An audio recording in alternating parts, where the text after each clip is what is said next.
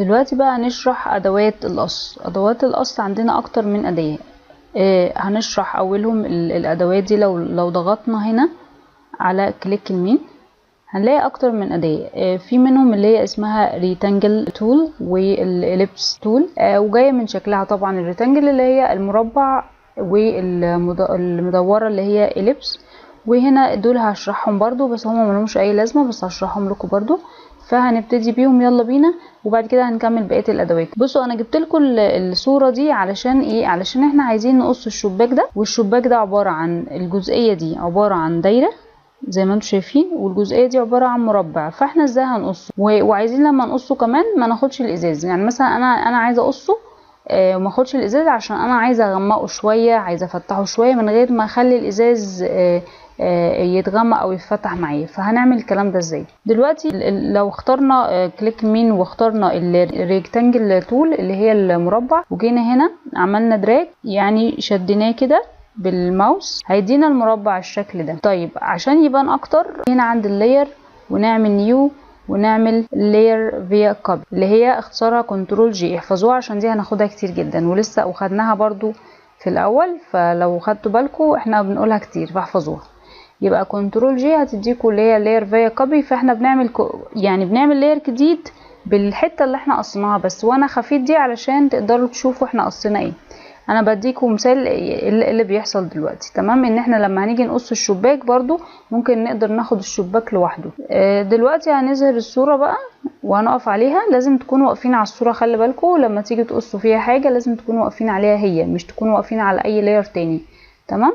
ودلوقتي بقى هنبتدي مثلا نرسم تاني، نعمل دراج كده ونرسم المربع ده تاني اللي هو السلكشن بتاعنا. هنا لو خدتوا بالكم في الاعدادات، هنا البار بتاع الاعدادات هتلاقوا ان في هنا المربع الاولاني ده ان احنا نقدر نعمل زي ما احنا عملنا حالا ادراج ونرسم المربع. طب ايه اللي جنبها دي لو عايزين نعمل اضافه، يعني اضافه للسلكشن بتاعنا، يعني عايزين ناخد الحته دي كمان معانا مثلا. فهنعمل كده ونسيب ايدينا، هنبص نلاقينا خدنا الحته دي كمان. طب لو انتوا جيتوا هنا في النص في الحته اللي احنا اصلا واخدينها وقعدتوا تعملوا، مش هيديكوا اي حاجه، انتوا كده عاملينها. ولو لاحظتوا في علامه زائد، انا مش عارفه انتوا شايفينها ولا لا، في علامه زائد موجوده مع الايه المربع اللي احنا بنرسمه دلوقتي. ولو وقفنا هنا هتلاقوا بدل الزائد هتلاقوا علامه ناقص يعني نقص لي الحته دي. فانا مثلا مش عايزه مثلا الجزئيه دي كده اهي، هيديني بالشكل ده. عايزه مثلا اشيل حته كمان، نقدر نشيل حته كمان. فهمتوا؟ طيب امال دي ايه بقى؟ دي لو عملنا مربع تاني جنبه هياخد الجزئيه اللي بينهم اهي، خد المربع اللي بينهم بس، وده هتبان في الدايره اكتر. طيب افضل عشان الكلام ده يبان اكتر هجيب لكم صفحه فاضيه، وتعالوا مثلا نرسم نفس الكلام ده بس بالدايره، عشان الدايره هتوصل لكم اللي انا عايزه اقوله. مثلا رسمنا دايره اهو، ماشي. جينا عند الجزئيه دي ورسمنا الدايره جنبها اللي هي اللي لو خدتوا بالكم اللي هي التالتة دي، اللي هي بتديكوا ان في النص هنا مليان وفي هنا فراغ وهنا فراغ. ده معناه ايه الكلام ده؟ معناه ان انا لو جيت هنا ورسمت دايره تانية واقدر احرك الدايره دي قبل ما اسيبها بالمسافه على الكيبورد عشان اقف في المكان اللي انا عايزه اقف فيه، واجي اعمل كده، خد مني ايه؟ خد مني الحته اللي ما بينهم اللي في النص. فاهميني؟ فهي دي فكره الايه الجزئيه دي، فبنت اكتر معانا في الدايره. طب تعالوا بقى نشوف الشباك ده احنا عايزين نقصه. طب بعد اللي احنا فهمنا ده، ان احنا فهمنا ان احنا نقدر نعمل دايره ونقدر نعمل مربع. نعملها ازاي؟ تعالوا نعمل زوم ان عشان نعرف طبعا نحدد السلكشن بتاعنا. وتعالوا نختار الدايره الاول ونيجي نرسم الدايره وندوس على الشيفت. بصوا الشيفت هتعمل معانا ايه؟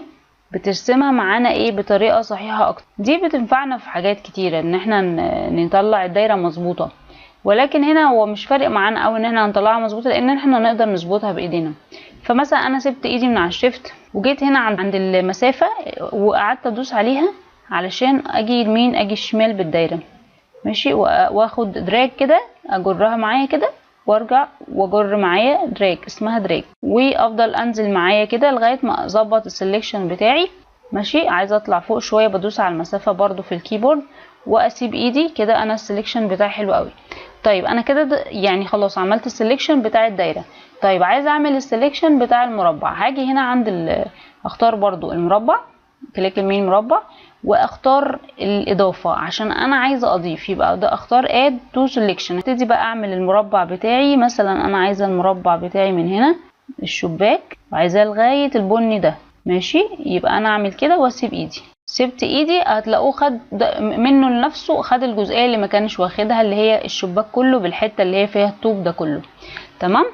طيب انا دلوقتي اخدت الشباك بس انا مش عايزه اخد الازاز دوت، يبقى اعمل ايه؟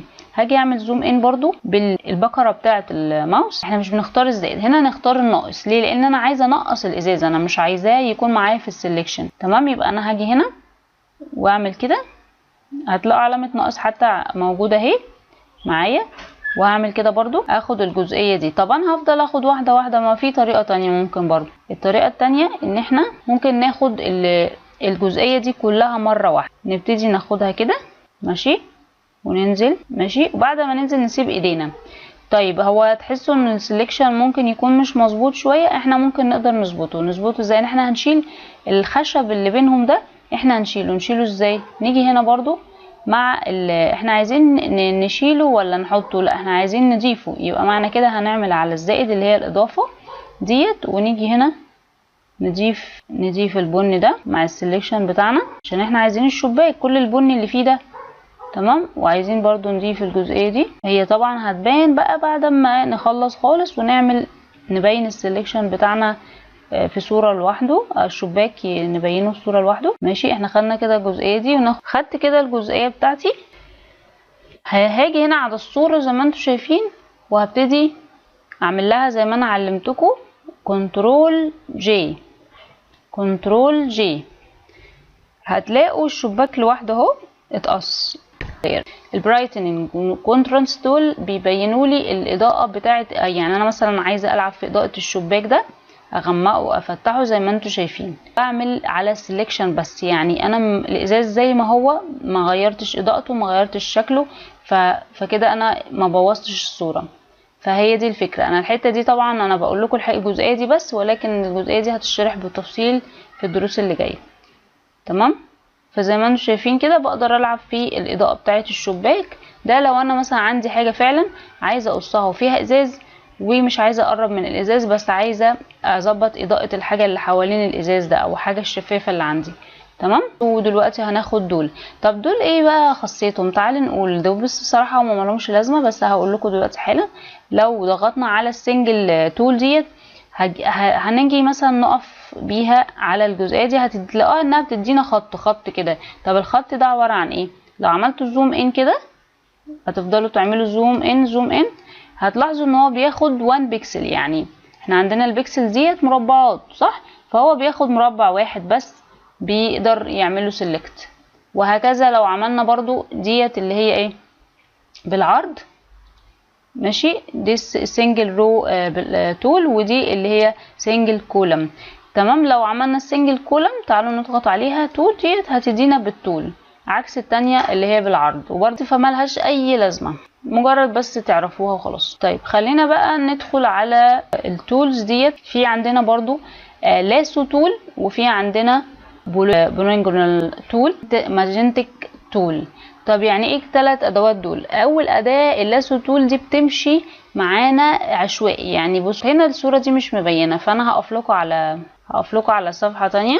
لو هنا ممكن مثلا في الصوره دي، لو احنا جينا هنا عملنا باللاسو تول ديت، بصوا هي كانك بترسم، عمال بترسم، بس هي عايزه بالراحه عشان تقدر تجيب السلكشن. فاحنا ساعات بنحتاج على فكره لما بيكون السلكشن بتاعنا سهل شويه بنقدر نعمل بيها. يعني مثلا اهو، بس انا طبعا ايه ما قدرتش اعملها مظبوطه قوي، فدي مش بنستخدمها في الحته في الاماكن دي. هوريكم مع الوقت. احنا كده هنقص صور كتيره جدا، فمع الوقت هتشوفوا هي ممكن تعمل لنا ايه الحاجات الاسهل لينا. تمام. ولكن انا بعرفكم ان هي بتمشي عشوائي كانك بترسم، وتيجي لغايه ما تيجي عند حته معينه، ولما تسيبها هتلاقيها اديتك شكل عشوائي كده. فطبعا هي عشوائيه، هي بتنفع في حاجات وحاجات. طيب تعالوا نعرف. طيب ايه الاداه اللي بعدها؟ الاداه اللي بعدها اللي احنا قلنا عليها بوليجونال تول ديت بقى حلوه قوي. دي بتنفعنا في ايه؟ ان احنا ممكن مثلا تعالوا نجيب لها صوره واجي هنا اعملها هنا احسن. بمشي طوال، يعني بتمشي في خط مستقيم، وده احسن حاجه فيها في الحاجات دي.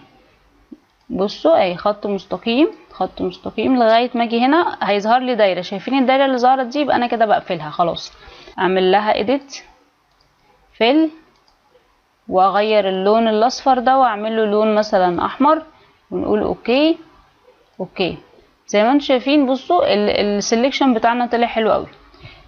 طب لو قلتولي ما ممكن نعمل الكلام ده بالايه؟ بالريكتانجل تول، هقول لكم مش هينفع، لان لو انتم ملاحظين ان بصوا لو جيت عملت بالريكتانجل اهو على قد ما اقدر مش هتطلع برضو مظبوطه، لان البتاع معوجه اصلا، الرسمه معوجه مش مظبوطه. فلا، يبقى خليني احسن في اللي احنا الاداه ديت. احنا مع الوقت هنبقى عارفين اني اداه اللي هتبقى احسن معانا في القص. تعالوا نعمل فيل اديت فيل ونغير اللون ونعمل اوكي. اوكي زي ما انتم شايفين اداني ده لون وده لون، على حسب ما انتوا عايزين بقى تغيروها. تمام.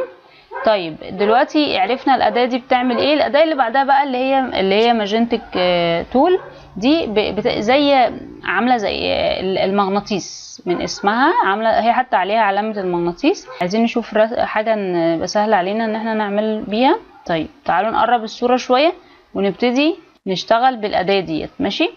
فاحنا مثلا هنعمل كده من اول هنا، مثلا ندوس دوسه هي بتدي زي نقط نقط كده زي ما انتم شايفين.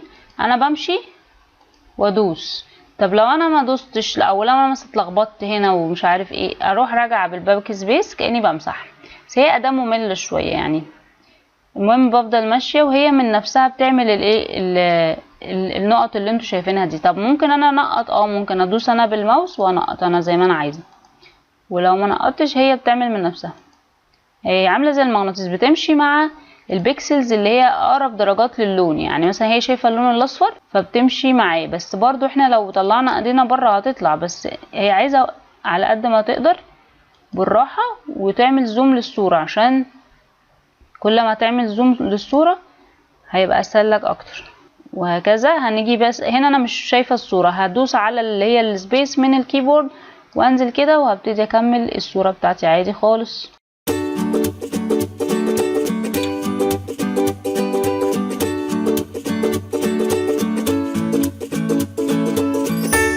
انا خدت بالكم ان انا سبت الايد بتاعه ورقه الشجره. انا ممكن اعملها باداه تانية خالص اسهل لي من ان انا اعمل بالاداه دي. هاجي هنا واقفل خلاص. طيب نعمل الايد ازاي؟ احسن اداه لينا نعمل بيها الايد ممكن اللاسو تول، او اللي هي اللي بتمشي طوالي دي حلوه. خلينا فيها ونضغط من هنا. طبعا احنا عايزين نضيف السلكشن، يبقى نعمل ايه؟ هنقف على اضافه ونعمل كده.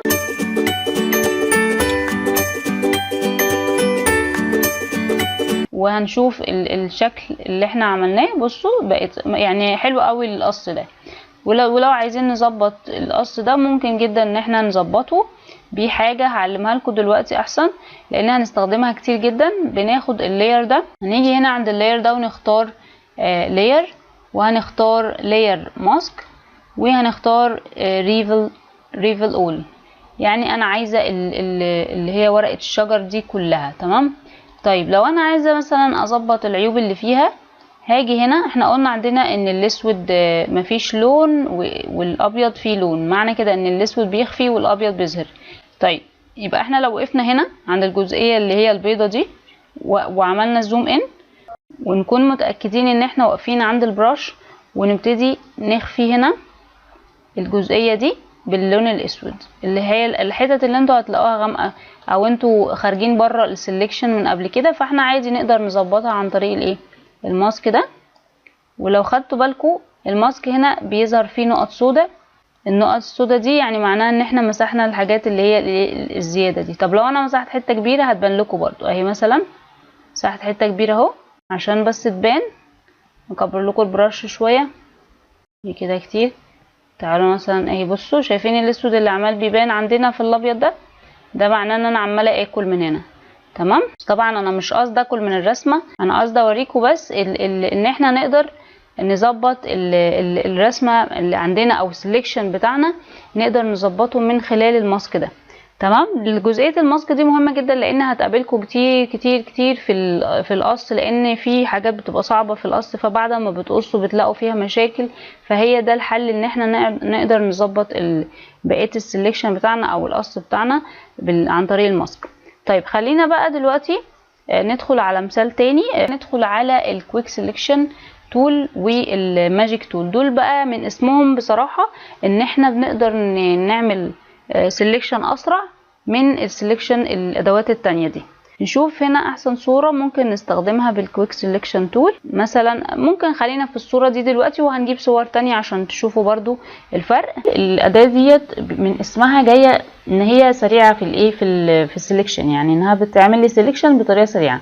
فانا لما بقف عليها بعمل سيت تول، طبعا بيديني ان انا اول مره هعمل سيلكشن لسه، فبضغط الضغطه بتاعتي فهي بتعمل لي من نفسها يعني بذكاء كده ان هي ان انا عايزه الدايره دي هي اللي ايه تتحدد، عشان هي بلون مختلف عن اللون ده. تمام. طيب لو انا حابه اضيف الدايره دي كمان، يبقى هنقف على علامه الزائد هنا وبرده ادوس عليها. تمام. طيب هي هل كل مره هتجيب لي السيلكشن من اول مره؟ لا مش شرط. ممكن مثلا اجي ادوس هنا فهتعمل لي ايه، تعمل لي جزء صغير. ساعتها اعمل ايه، اسحب دراج دراج دراج واروح ايه واخده الجزء اللون الازرق كله. فهمتوا ازاي؟ طيب ايه بقى ميزه الاعدادات اللي فوق عندنا؟ طبعا الناقص دي زي ما انتم عارفين ان احنا بننقص السلكشن ده. مثلا انا عايزه انقص الدايره دي، فبعمل دراج برضو لو ما اتنقصتش من اول مره كلها. فانا حبيت انقصها واخلي اللونين دول. طب انا عايزه انقص دي كمان، ماشي ننقصها وهعمل دراج مش شرط من اول مره هتتنقص كلها زي ما يعني عملت سيلكشن على طول، لا مش شرط. فاهمني؟ مثلا انا ايه فكره الاعدادات ديت، ان انا جالي هنا سيمبل اول لاير. سيمبل اول لاير دي يعني بقول له انا عايزه اقف على لاير جديد واعمل الاعدادات بتاعتي اللي انا هغيرها في الصوره دي من غير ما ابوظ لي الصوره بتاعتي الاصليه. فانا باجي بقول له edit وبقول له fill عشان عامله سيلكشن على الدايره دي وعايزه اعمل لها color. فعشان اعمل لها color اختار مثلا لون تاني مختلف. خلينا مثلا نختار اللون الازرق ده ونقول اوكي بقت لونها ازرق. طب هي هتبقى اللون الفاقع قوي ده، لا انا عايزاها تبان طبيعيه. فانا هلعب في الايه الكالر مود وهبتدي اقول له اخليها مثلا color لو سمحت. تمام. فلما انا اخليها color هتديني الشكل كانه طبيعي، يعني تبع الصوره، مش انا اللي مغيراها. والفكره ان انا وقفت هنا على لاير جديد علشان تديني التعديل ده لوحده عشان ما بوظليش الصوره الاصليه، وفي نفس الوقت حبيت اغيره، حبيت اعمل فيه اي حاجه اقدر اغير براحتي. تمام. فهمتوا الفكره؟ طيب لو جيت هنا عند الاوتو انهانس ديت وعملت لها ابلاي، يعني عملت لها علامه صح، ده انا بقول له لو سمحت يعني حسن لي السلكشن بتاعي. فهو على قد ما بيقدر لما بدوس عليها بيبتدي يحسن لي السلكشن. انا وقفت هنا فعلى قد ما بيقدر بيحسنه، بياخد اللون اللي انا واقفه عنده فقط على قد ما بيقدر. خلي بالكم مش شرط ما يغلطش يعني، فاهمني؟ بس هو الفكره ان هو بيحسن السلكشن بتاعي. وفكره ان احنا نقف على لاير جديد دي مهمه جدا عشان الدروس اللي جايه. خلي بالكم من الحته دي قوي ان انتوا هتحتاجوها كتير قوي. طيب تعالوا ناخد مثال تاني عن الكويك سيلكشن تول. نجيب صوره مثلا زي الصوره دي. ماشي. الصوره دي لو جينا هنا وعايزين ناخد الممثل ده وعايزين ان هو نظلله هو ونخلي الابيض ده يتمسح عشان نغير الخلفيه مثلا، فهنعمل ايه، نكبر البراش بتاعتنا. تمام. ونعمل زوم ونيجي هنا بالكويك سيلكشن تول. لو عملنا كده على وشه ونزلنا هيفضل ياخد الدرجات اللي هي الغامقه وهيسيب اللون الابيض. تمام. بس هو خد اللون الابيض اللي هنا اللي جوه الهدوم. فاحنا مثلا نيجي نعمل هنا نصغر البراش ونعمل زوم علشان ناخد الجزئيه دي نلغيها. بس احنا عايزين نلغيها مش عايزين ناخدها، احنا هنعمل ناقص علشان نلغيها من السلكشن. طيب هي ليه ما جاتش كلها؟ نصغر البرش اكتر ونعمل نضغط هنا ونعمل كده. طبعا هي عشان تظبط معانا بالاداه دي مش هتظبط قوي زي ما هتظبط بالادوات التانية عندنا، مثلا الماجيك تول تظبطها اكتر. فهنجرب بدي وهنجرب بدي، واللي انتوا طبعا هتجربوه وتلاقوه احسن معاكم. انتوا كده كده بتتعلموا الادوات كلها، دي بتعمل ايه ودي بتعمل ايه، وانتوا اللي بعد كده هتحددوا انتوا هتقصوا بايه. تمام. فتعالوا نعمل زوم هنا برضو على قد ما بنقدر بنشيله، وبعد كده بنبتدي نشوف برضو جزئية الوش عشان ما ياخدش عينيه وكده. طب تمام، لو عجبنا السليكشن على كده نعمل كنترول جي ونبص على الصورة، وانا ممكن ناخدها بعد كده نيجي عند الموف تول ديت. الموف تول دي بنحرك بيها اي حاجة. ممكن ناخد الصورة دي نحطها مثلا نشوف خلفية حلوة، وهتلاقوها كبيرة جدا طبعا زي ما انتوا شايفين. ده معناه ان احنا ايه محتاجين نصغرها شوية. كنترول سي، هتلاقوا المربع ده ظهر. هتبتدوا تمسكوه كده من هنا وتبتدوا الت شيفت عشان ينزل معاكم الصورة مظبوطة. لو عملتوش الت شيفت الصورة الابعاد بتاعتها هتضيع خالص، يعني مش هتبقى مظبوطة يعني. فاحنا طبعا عشان نشوف نكبر معانا الصورة كده اوكي من هنا، او لو مش عايزين نوافق على الكلام ده نعمل ايه الغاء، ولو عايزين نوافق نعمل علامة صح. فاحنا هنعمل علامة صح عشان مثلا عايزة احط الصورة دي هنا وعايزة احركها كده احركها كده. تمام، زي ما انتوا شايفين كده الصورة ايه مقصوصة حلوة برضو. تمام. طيب تعالوا نرجع للصورة تاني ونجرب ان احنا نقص بس بالماجيك تول. طيب الماجيك تول بقى جاية من اسمها ماجيك، سحر يعني. طيب السحر بتاع الماجيك ده ايه بقى؟ ان احنا لو ضغطنا على الابيض اللي ورا ده هيجيلنا زي ما انتم شايفين اداني جزئيه بس ولكن ما ادانيش الباقي. طب ازاي انت بتقولي انها ماجيك تول؟ لا هي ماجيك تول. احنا ممكن جدا نعمل اضافه ونيجي هنا نكمل بقيه السليكشن بتاعنا ونفضل نضغط اهي. ضغطنا على مرتين وجت. طب احنا نقدر نعمل الكلام ده بس مره واحده؟ نقدر. هنعمل ديسك سيلكت وتعالوا بقى نجرب نلعب في التولرانس ديت. التولرانس ديت بتدينا نكتب عدد البكسلز اللي احنا عايزين ناخدها على قد ما نقدر. فاحنا مثلا هنخليها بدل 32 خليها 40 ونقول انتر ونيجي كده نجرب الماجيك تول هتعمل فينا ايه. تعالوا نضغط ضغطه. فلما انا ضغطت برضو جابت لي برضو جزء. ليه برضو؟ علشان عشان احنا كاتبين لها 40 بس. طب احنا عايزين اكتر من 40. طيب خلينا نعمل اكتر من 40. نقول مثلا خليها مثلا 50. يبقى نقول كده اهي الصورة كده وضحت معانا اكتر. بس هو عشان احنا لما زودنا 50 ممكن كنا قللناها عن 50 شوية، هو واخد لي حاجات برضو زيادة في الصورة دي. نعمل لها ايه؟ نعمل لها ناقص ونشيلها. وعادي ممكن نشيلها بادوات تانية خلي بالكم. فانا لما عملت ناقص وضغطت هو من نفسه شال لي الجزئية اللي كانت هنا كمان، والجزئيه اللي عند العين هنعمل لها ناقص برضو. بس مش حلو ابدا ان احنا نفضل نعمل ناقص لانه هيفضل ينقص برضو من البكسلز. طب ايه الحل؟ تعالوا بالكويك سيلكشن تول نظبطها بلاش بنفس الاداه. طيب هنعمل ايه؟ احنا عايزين ننقص دي يبقى هنعمل ناقص، مش عايزينها مع السيلكشن. وهنا دي زائد يبقى هنيجي نزود من هنا. فهمتوا؟ فاحنا على قد ما بنقدر بنعمل الاداه اللي هتسهل علينا. ماشي. فطبعا كل اداه، وهنا بصوا الاداه دي جابت لي حاجه حلوه او جابت لي جزئيه اللي انا كنت مستصعباها في الماجيك تول. بصوا في اللي هي الكويك سيلكشن تول كانت جايبها لي بالعافيه، فهنا الماجيك تول جابتها لي احسن. نبتدي نيجي نعمل سيلكت ونعمل انفيرس دي شبه الانفيرت اللي احنا خدناها قبل كده. الاتنين بيعملوا نفس الوظيفه ان احنا نعكس السيلكشن.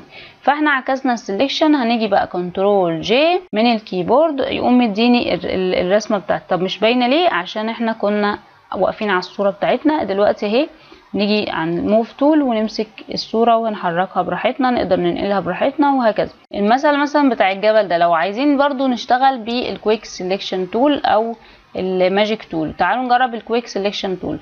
لو عملنا بالكويك سيلكشن تول وكبرناها شويه البراش، طبعا نقف عند الزائد او نقف عند الاولانيه عشان احنا كده كده لسه معملناش حاجه.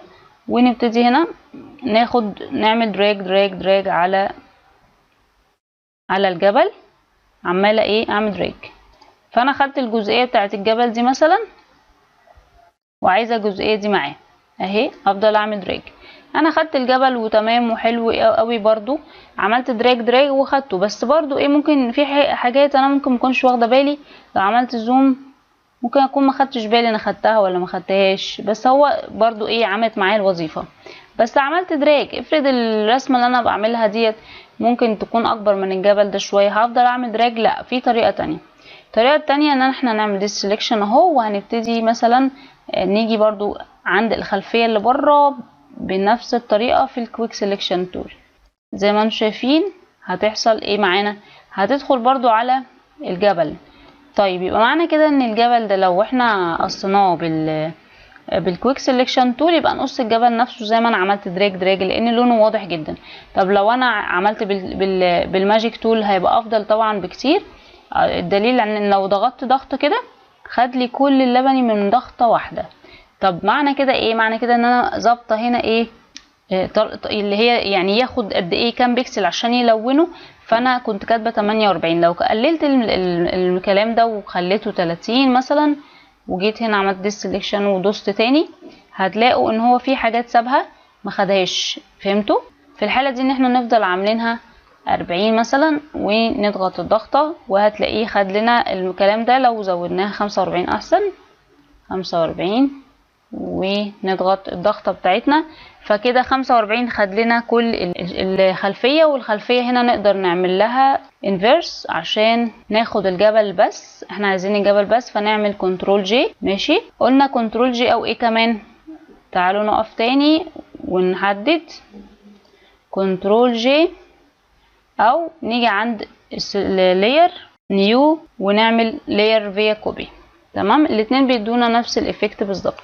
طب ممكن ناخد بقى الجبل ده ونحطه في صورة تانية؟ اه ممكن جدا.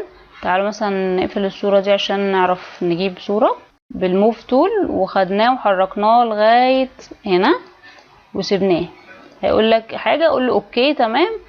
طب هو ليه الجبل ظاهر بالمنظر ده؟ احنا قلنا نعمل ايه؟ كنترول تي، كنترول تي، او هنيجي هنا عند قائمة اديت وهنختار فري ترانسفورم او الاختصار بتاعها اللي هو كنترول تي اللي احنا عملناها من شوية، هي دي بتيجي من هنا برضو.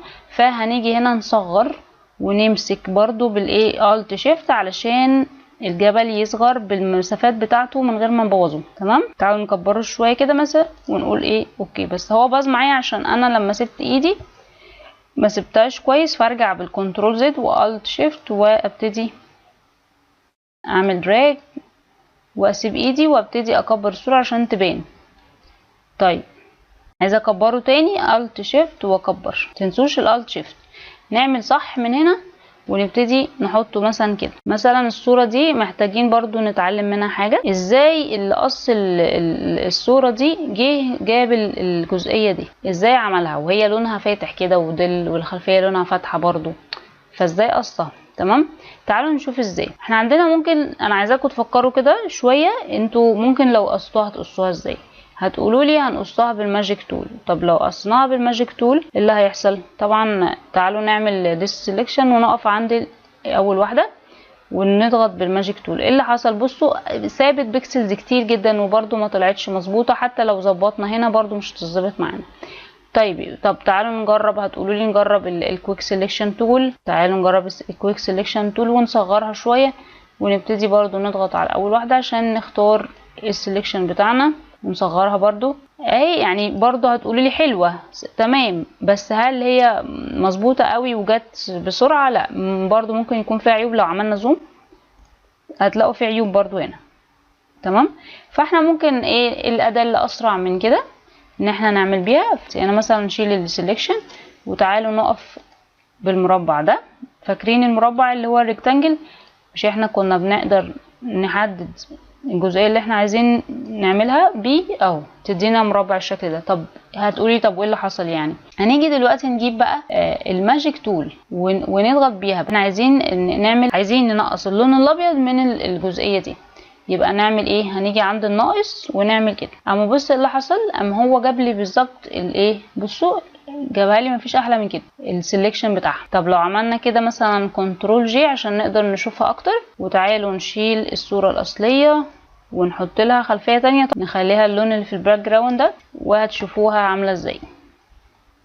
تمام، طيب فديت انا برضو حبيت اقولها لكم عشان لما يحصل معاكم حاجه زي كده تقدروا تتصرفوا باكتر من اداه في نفس الوقت. احنا ممكن برضو ناخد المثال ده، عندنا اشاره المرور وشجر ومش عارف ايه وفي الخلفيه. هتقولوا لي برضو طب ما عندك الماجيك تول. الشجر زي ما انتم شايفين في جزئيه هنا يعني مش حلوه معانا.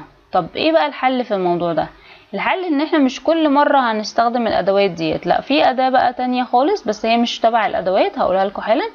ان احنا نيجي عند السيلكت ونقف ونختار color range. الcolor range ديت لو تفتكروا الشانل هي حاجه شبهها كده برضو، ان احنا بنخلي اللون الابيض اللي احنا عايزينه والاسود اللي احنا مش عاوزينه.